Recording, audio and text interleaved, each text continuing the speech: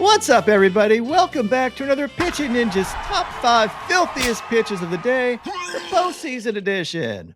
We're going to kick it off with our honorable mentions. First, I have Alex Vesia for picking up a huge K on this slider. Next, Yohan Duran for these 100 and 101 mile-an-hour heaters and this wicked knuckle curve and his smooth K strut. Next, I have Drew Pomerantz for these 2 Ks. And lastly, Aaron Ashby for picking up a sword with this curveball. My top 5 filthiest pitches of the day yesterday. At number 5, Jesus Luzardo, the Jesus Lizard, for this back foot sweeper, picking up a sword. He also had this painted sweeper. He had 3 Ks in 1 2/3 innings.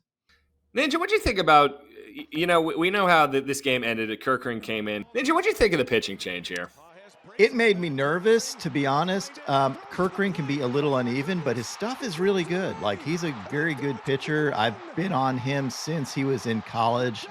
Filthy sweeper, nasty stuff. To be honest, I liked Luzardo, and Luzardo's got a ton of experience now too and was nasty, but I'm fine with it. I asked because I hated the move.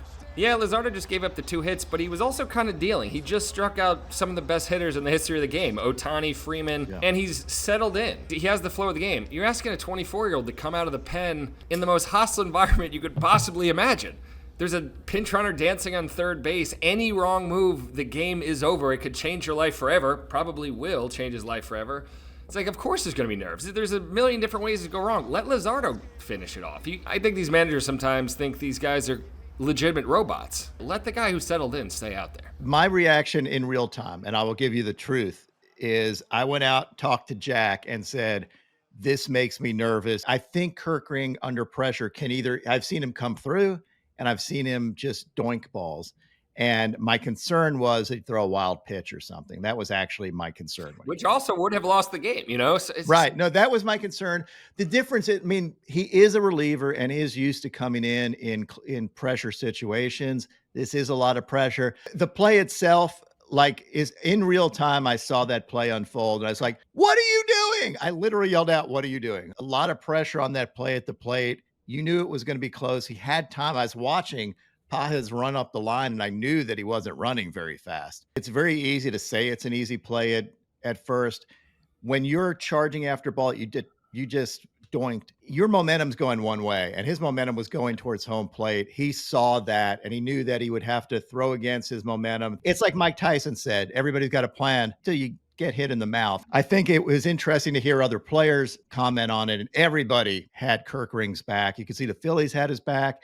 Trevor May posted on X, this was his biggest fear to have something like that happen. Everybody knows it. It's tough. And you know what? Kirkring's a great pitcher. He'll be back. At number 4, I have Cristopher Sanchez for these changeups and had 5 Ks in 6 1/3 innings, giving up 1 run and came up big yesterday. He pitched a great game. He absolutely did. Shout out to Cristopher Sanchez because he got shafted out of the All-Star game too. He went on and pitched his ass off. Dodger Stadium, that lineup, he was awesome. He went out of the game with giving up no runs. Man, help me win my K prop parlay. There you go. No, he's been great all year. That changeup is filthy. The Phillies can hold their heads high. At number 3, Matthew Boyd for these sliders. I love here. You can see how he switches arm angles in this overlay. Drops his arm angle lower to get a little bit more of an angle on this slider. And it's nasty. He also had this nasty 2-seamer. At number 2, the sex god, Tyler Glasnow. For this slider, these hammer curveballs, 99 mile-an-hour heaters. He had 8 Ks and 6 scoreless innings, giving up 2 hits. And pitched like the Tyler Glasnow that I love and have a picture of on the wall. And at number 1, Roki Sasaki for coming up absolutely huge. I freaking love this. 3 perfect innings here with 2 strikeouts. Check out these forkball/splitters.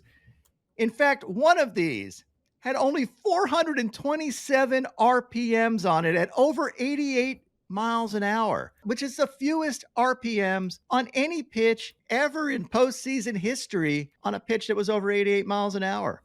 And you can see the drop on this. I put a tail on it. These things just are disgusting. Look at this at bat against Real Muto. This shows you how filthy Roki Sasaki is. He picks up 2 swords on these fork balls in the dirt and then tunnels a 100-mile-an-hour heater with those splitters / fork balls, whatever we want to call them, dragon forks, and gets Real Muto having to make a late decision and late on that fastball. Just filthy stuff overall. He is my MVP for the series. Like, this was my open question coming into the series was, I knew Sasaki looked like his velo was fixed, looked like his pitch movement was fixed, but closing games in the postseason is a totally different thing. As we just discussed, throwing someone in there who is not a closer, not used to it. I thought it's a bold move. Dave Roberts made a fantastic move on this by making Roki the closer, and this paid off for him.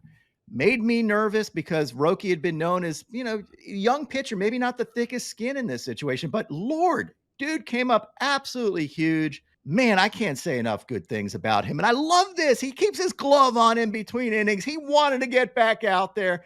Dude does not rest until the Dodgers win. Big round of applause for Roki Sasaki. This is as big an effort as you will see in relief. Like, what is there more to say? Great move. I also think Rob Hill, who fixed his mechanics, deserves a Nobel Prize for pitching. Let's give him it. Now, on the Ninja notes, Freddie Peralta had 6 Ks in 4 innings, giving up 3 hits and 3 runs. Stuff looked pretty sharp, though.